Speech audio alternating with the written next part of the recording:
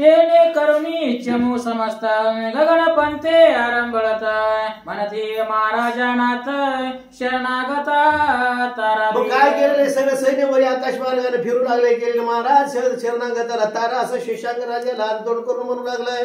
सकळ स्थविती दीनवाणी ते शब्द ऐकोनी तपोज्ञानी चौरंगीसे म्हणे घे उतरवणे चमू सहित. असं म्हणल्यावर लहान तोंड केले सगळ्याने केलेले राजाने केलेले चौरंगनाथाला आज्ञा केली गोरक्षनाथानं हे बापू उतरून आता आपल्याला शरणी आलेत असं आज्ञा केली. मग तो कुशल प्रज्ञावंत पर्वतास्त्र असते आड करीत मग सकाळ आठवणे गेला वात चमू मिरवली नग. काय केलं यानं काय केलं वार बंद व्हायचा काय काय अस्त्र सोडलं हे केल्याबरोबर वार बंद झाल्याबरोबर अर्घत असताना जमिनीवर उतरले कसे उतरले सांगा. मग उभा करुणी आपुला करा म्हणे उतरवणी यावे चमू समग्र मग रायास कटक भार उतरले तळवटे. पहिले आदळे होते ना ते आपले बनकर म्हणून हे पडू नाही म्हणले हे बघा याला बापाचा कळवळा आलाच काय की पडू नाही म्हणले बापाय मरू नाही म्हणले यानं तोडी हातपाय पण हे बघा इतकं त्याच्यामध्ये सामर्थ्य काय केलं शिंता लिनता म्हणा की आता दमन पर्वताचं अस्त्र सोडलं आणि पर्वताच्या अस्त्रावर म्हणले तर उतरा आणि दमा आणि खाली असं चौरंगनाथ म्हणायला लागलाय. मग समीप येता शशांधरा चौरंगीची बोलिला गौर कुमारा इतिहासी करुणी नमस्कार तुष्ट चित्ती मिरविका. जवळ चौरंगीनाथाच्या ते यायच्या गोरक्षनाथाच्या आला शेषांगर आल्याबरोबर बापू म्हणले बघ बाप कळालं का तुला हो म्हणला कर नमस्कार म्हणला त्यानं केलं तर केलं आपण चूक करू नये आम्ही तर न करताना मायबापाला त्रास द्यालो घराच्या बाहेरही काढायलो जाय म्हणायलो अवस्था आहे की नाही जगामध्ये. हे बघा त्यानं हातपाय तोडले बायकोचं ऐकून काय ना पण गुन्हेगार तेच झालं ना आणि त्याला नमस्कार कर म्हणल्यावर किती याच्यामध्ये असं काय म्हणायला लागले काय ऐकता गुरुनंदना धावणी धरिले म्हणे महाराजा मी तव नंदना दृष्टी असं म्हणल्याबरोबर पळतच गेलं बापाचे पाय धरले चौरंगीनाथानं. बाबा म्हणले ओळखीलं काय मला तुमचा कृष्णागर म्हणणारा हातपाय तोडलेले मीच आहे मला तुम्ही हातपाय तोडले ना तेच कृष्णागर आहे मला ओळखीलं काय म्हणलं काय म्हणायला बा ऐसे बोलता चौरंगनाथ रावे धावणी धरिले हृदयात मग परम प्रीती गोरक्षाते चरणी भाळ अर्पित. मग काय केलं असं म्हणल्यावर जवळ गेलं पळतच गेलं गडकडून मिठी मारायच्या लेकराला हे केलेले त्याला सोडलं गोरक्षनाथाचे पाय शेषांगराला धरले. मग गोरक्षाई धरुणी हृदय म्हणे राया यांचा प्रताप पायी येणे म्हणे तुझं समान आई पेटल्या न्यूना काय. मग काय गोरक्षनाथ म्हणायला लागले बाबा शेषांग राजा पाहिला का प्रताप या नाथ पंथाचा काही न करता तू हातपाय तोडलेलेस आमचा प्रताप पाहिला का या लेकराचा तुझ्या. महाराज म्हणले तुमच्यासारखं एवढं मोठं सामर्थ्यवान देव असल्यावर जवळ याला काय कमी पडणार आहे. शेषांगर म्हणायला या उपरी तैसे चौरंगी नाथा वज्रास्त्र निर्माण करीत चूर्ण करुणे महापर्वत अदृश्य पंथी मिळवत. काय तिथं मोठा पर्वत निर्माण केला होता नाही मंत्राच्या सयानात तसंच तेवढा मोठा पर्वत बोलल्यावर मग लोकांना कसं वागावं जमिनी सगळ्या गेल्या. मग काय केलेले वज्रास्त्र सोडलं चौरंगीनाथानं ते वज्रास्त्र काय ते सगळं फोडून टाकलेलं आहे पर्वत पहिल्यासारखी जमीन केली. या उपरी शशांधराय गोरक्षासी म्हणे चतुराय आरोहण करुणे शिबिकेवर राज सदनी चला. मग काय गोरक्षाला ते राजा म्हणायला चला महाराज म्हणले आता काय नाही बरं झालं आमची सैन्य चांगलं उतरले लेकरूही चांगलं झालं आमचं चला म्हणले आमच्या राजधानीमध्ये असं म्हणल्यावर काय म्हणतंय. या उपरी बोले चौरंगी नाथ आम्ही नाही येऊ तवा घरात जापत न मातू स्त्रीचे पुढे मनात हस्तपात छेदिले. चौरंगीनाथानं सांगितलं नका बाबा म्हणले बाबा येईन म्हणले इथं तुमचे दर्शन घेतलं हे केलेले पण आमची सावत्र आहे ना तिच्यामध्ये मनामध्ये पुढं हे गेलेले म्हणून तर माझे हातपाय तोडले तुमच्या घरला येत नाही इथं तुमचं दर्शन झालं. चौरंगीनाथ म्हणायला मग मुळापासून सगळं व्रतांत रायाला केला श्रुत ऐकून चौरंगीनाथ उचंबळला गळा. मग काय असं म्हणल्यावर काय केलं महाराज मला सगळं झालेले वृत्तांत सांगितलं त्याला चौरंगीनाथानं अशा प्रकारे झाला. मग याला वाटलं बघ काहीतरी आपल्याकडे बायको चूक झाली एवढंच मोठं याला हातपाय आपण तोडले पण याला फुटले असं म्हणल्याबरोबर वृत्तांत सांगितला माय बदल असा रागाला चौरंगीनाथाला काय सेवका लागी आज्ञा करिता ताडीता राणी येता ऐकून चौरंगीनाथ काय परी वदत आपल्या सेवकायला सांगायला लागला राजा जा म्हणले तर तिच्या झेपरीला धरा म्हणला आणि आसडीताना म्हणला तुडीताना तिला असं म्हणल्यावर चौरंगीनाथाने विचार केला. काय म्हणताय का म्हणे ताता पुले वचन त्याची शिक्षा आली घडून या परी ताता पुले कीर्तीने ब्रह्मांड भरले. महाराज नका नका शेवकानं राजाच्या पत्नीला धरून झेपरीला ओढून आणा. मला तरी काय बरं काय म्हणले ती चुकली झाले पण काय करायचं. जर काय असं तर आपल्या बायकोला जर काय राग असेल रस्त्या पिस्त्याला मारू नये काय नाही घरातच काय शिक्षा करायची काहीच करू नका म्हणला. तुम्ही म्हणलं तितकं झालं पण तुमच्या कीर्तीनं म्हणलं ब्रह्मांड भरलेश्वर राहणार नाही. बायकोचं ऐकलं हात पाय तोडे तरी पोरग असं म्हणायला लागलंय. तरी ऐसे न करीत आता सदरीच शिक्षा करावी पिता. मग विकासनी बैसवणे तत्वता राज सदना नका नका म्हणले बघा घरातच काय शिक्षा करायची शिव्या दे एखादी चापड माराय करा पण बाहेर आपल्या बायकोला कधी मारू नये असं ते चौरंगीनाथ राजाला बापाला सांगायला लागलाय. राब जाता मंदिरात पादत रान घेऊन हातात दाडन करून पत्नी ते म्हणे जाय. येथून काय केलेलं राग आलेला आहे. रागाच्या भरामध्ये काय केलेलं आपल्या पायातला जोडा काढला आणि घरामध्ये गेला तिच्या झेपरीला धरलं आणि हाणायला लागला. हे बघ म्हणलं आता लय तो खूप झालं म्हणला चांगलं काम केलं आता माझ्या घरातच राहू नको राजा म्हणायला लागला. 12 संवत्सरापर्यंत तो तप केले दयाचे फळ पुढे मत भ्रष्ट केले. चांगली तपश्चर्या केली म्हणले तू 12 वर्षे काय तपश्चर्या केली पण त्याचं फळ म्हणले आज तुला मिळायला लागलंय. कसं तू असं केलं ना त्या लेकराला असं हात पाय तोडायला लावले आता माझ्या घराच्या बाहेर राजा म्हणायला लागलाय. ते पाहुणे गोरक्षनाथे राया संबोधनी केला शांत एक मास राहिला ते शांतर.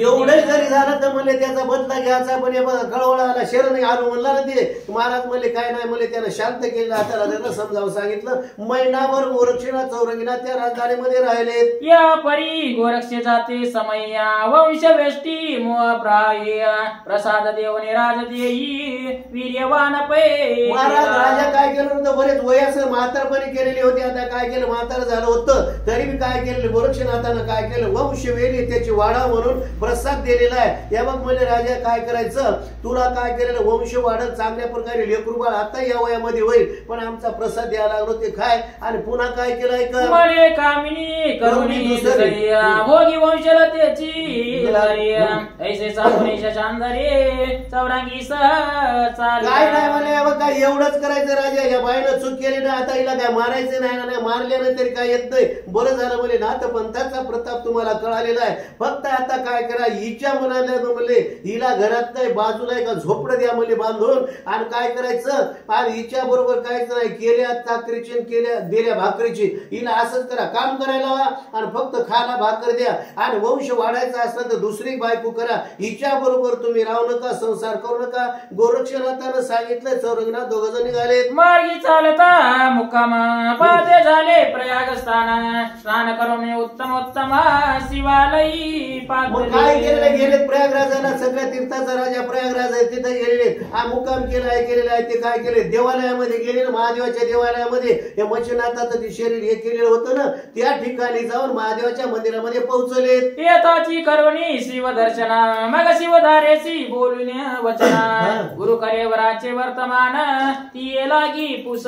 काय केलेलं आल्याबरोबर आता ते गुरुच्या आपल्या ते कलेवर ठेवलं होतं ना मध्ये भुयारामध्ये तिला आल्याबरोबर विचारलं आता ते काय केलेले शेव गुरुन होती लिंगायताची होती महादेवाच्या त्याला पुजारी लिंगायत होती. मग आता तिला विचारलं बघा आता तिला विचारले ती इसरायपडी सगळं झालं रेवतीला सगळं सांगितलं खांड खोटळे झाले. हिला काय केलं आता हिनं काय उत्तर देते ऐका. सर्वती होवनी भयभीत बोलती झाली चाचरे घेता शरीरे करून तरा तरा कापित पायावरी लोटी. मग काय केलं आल्याबरोबर 12 वर्ष झाले हिला वाटलं इसरलं असं सगळं इसरायला पडे झालं. राजाच्या बायकोनं काय केलं असं आले म्हणले आता 12 वर्ष झाली मला वाटलं येत नाही काय की बस आहे आले ना आता म्हणले आता थरथर कापायला लागली आपलं काय खरं नाही म्हणा लागली बोबडी वळायला लागली थरथर कापू लागली. काय म्हणे महाराजा गुरुनाथा राजभाजा रेवती कांता तिने माते भष्टवणे चित्ता पुसुनी घेतले होते. महाराज बघा काय करा म्हणले मी गुरुवीन म्हणले आता पुजारीन आणि आता काय मला म्हणले गोड गोड बोलली राजाची बायको सगळं मला विचारून घेतलं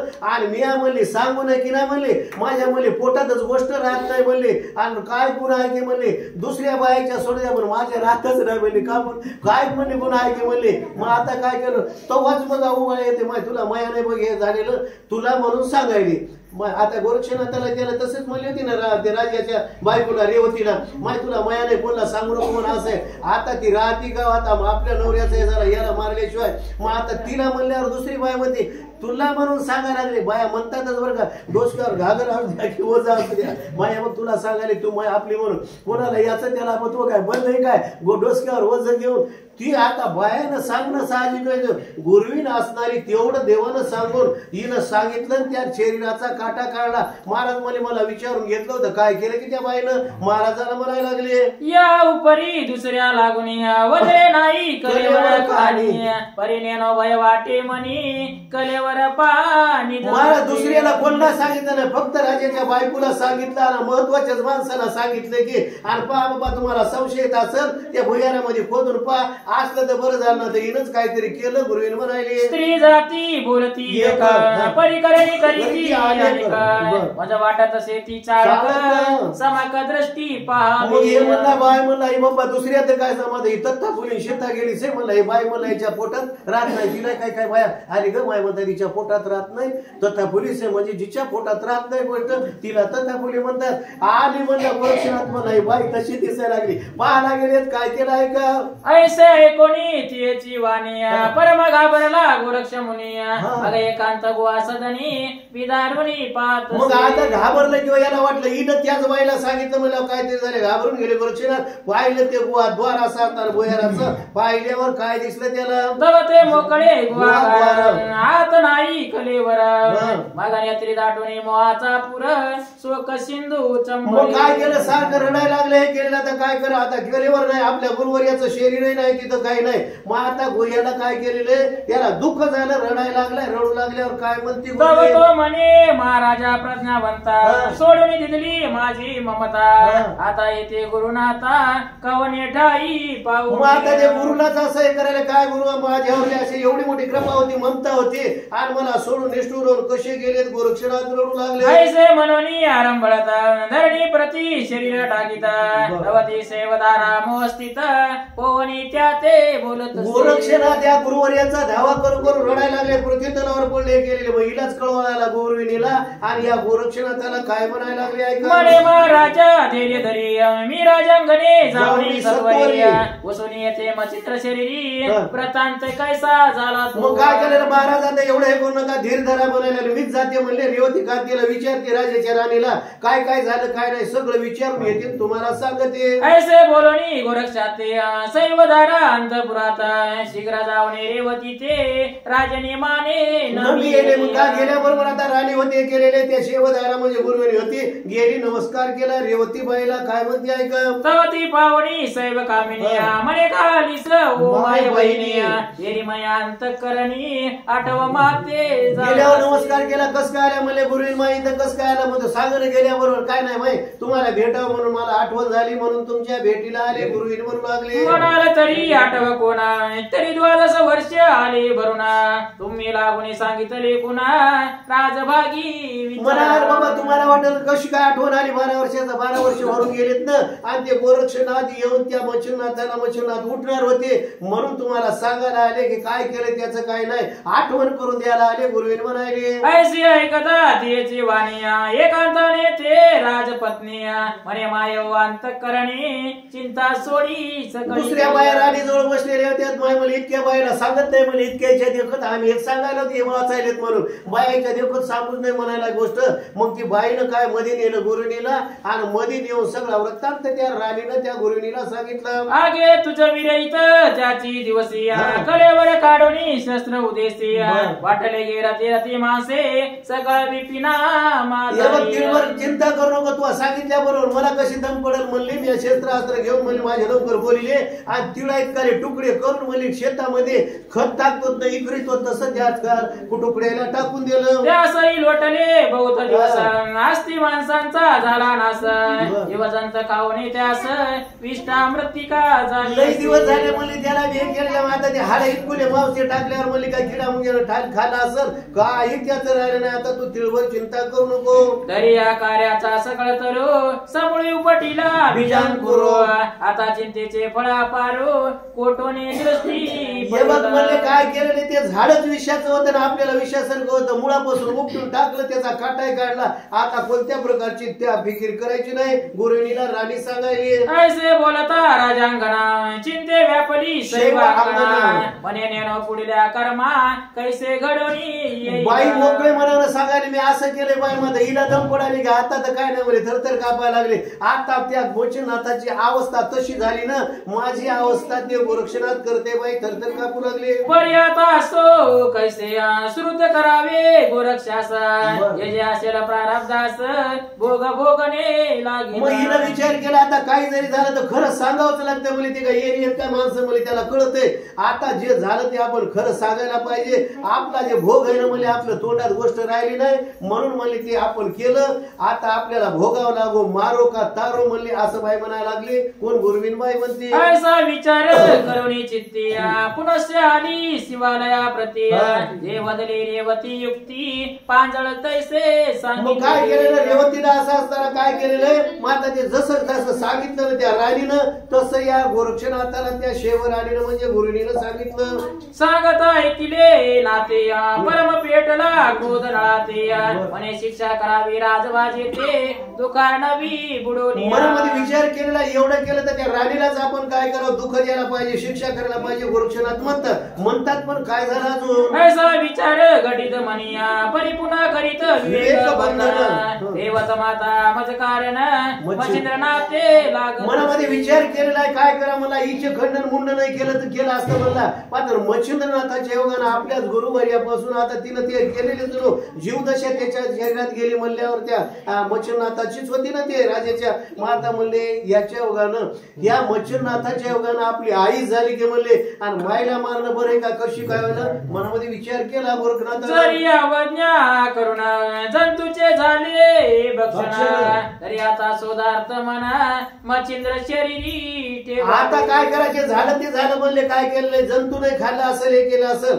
पण मच्छिंद्रनाथाचं काय करायचं, आपण देह शोधून कुठून तरी काढायचा. गोरक्षनाथ विचार करायले न द्यावे तिसी शिक्षे कारणे ते नाश न पावे निश्चय पूर्ण कोणीतरी टाळ्या लागून मच्छिंद्र देह. मग काय हिला काय शिक्षा देऊन काय फायदा नाही म्हणजे झालं ते झालं. आता हिनं आपल्या मनाप्रमाणे केलं, पण काही जरी झालं तर आपला चिरंजीव आहे आपल्या बरोबर आहे ना. तर पंथातले जे कोणी लोक आपले चिरंजीव याला मरण नाही काय नाही, जरी तुकडे केले असेल कोठं तरी जिवंत असायला पाहिजे. मनामध्ये विचार केला मग बोला उनी चौरंगी ते मने बा राक्षी शरीराते मी देहाचे सांडून त्रिभुवनाते कलेवर शोधार्थ जातो. मग काय केलं म्हणून यानं विचार केला रे बघ म्हणले आता मच्छिंद्रनाथाचं काय करायला, मला तर ते शोध लावायला जायचंय. कोठे जातो स्वर्ग पाताळ 21 स्वर्ग कोठे जातो, किडा मुलीच्या पोटात जाऊन पाहतो माझ्या देहा गुरुचा देह कोठं तरी असेल. पण आता काय करायला मला तसं शरीरानं जाता येत नाही ना, सूक्ष्म देहानं कोण त्या जीवच मला जीवच काढून ठेवावा लागेल आणि मी जीव फक्त वरीन येतो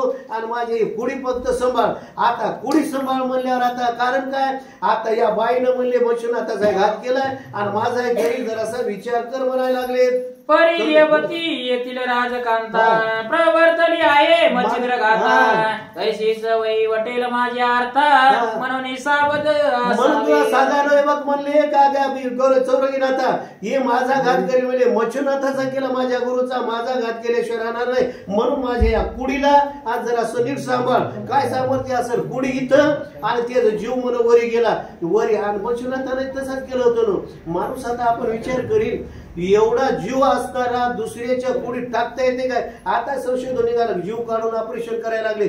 त्यानंतर या कुडीतला जीव त्या त्रिविक्रम राजाच्या याच्यामध्ये ठेवला होता. आपलं साधं उदाहरण, आपलं हे मोबाईल आहे ना, मोबाईल म्हणजे उघड टप्पर आहे, याच्यातलं जर काढून घेतलं ते काय म्हणतात त्याला गार्ड. कार्डाची आत्मा म्हणजे परमात्मा, याचा आत्मा काय मोबाईलचा. हे कार्ड जर जाऊन काढून दुसऱ्या मोबाईलला जर टाकलं तर नंबर कोणते येतील, हे पहिलेच येतात ना. मग हे कार्ड त्याच्यात टाकल्यावर म्हणजे त्याची जीवदशा ते बंद पडेल, मोबाईल चालू होते ना. तसं यानं आपलं जीवरूपी कार्ड त्या मच्छिंद्रनाथानं त्या त्रिविक्रम राजाच्या शरीरात टाकलं आणि त्याचं ते कार्ड मोबाईल चालू केला म्हणजे शेवरीर चालू केलं. पण हे त्रिकाल ज्ञानी होते, सगळं काय त्याला कळू लागलं. असं केलं होतं ना.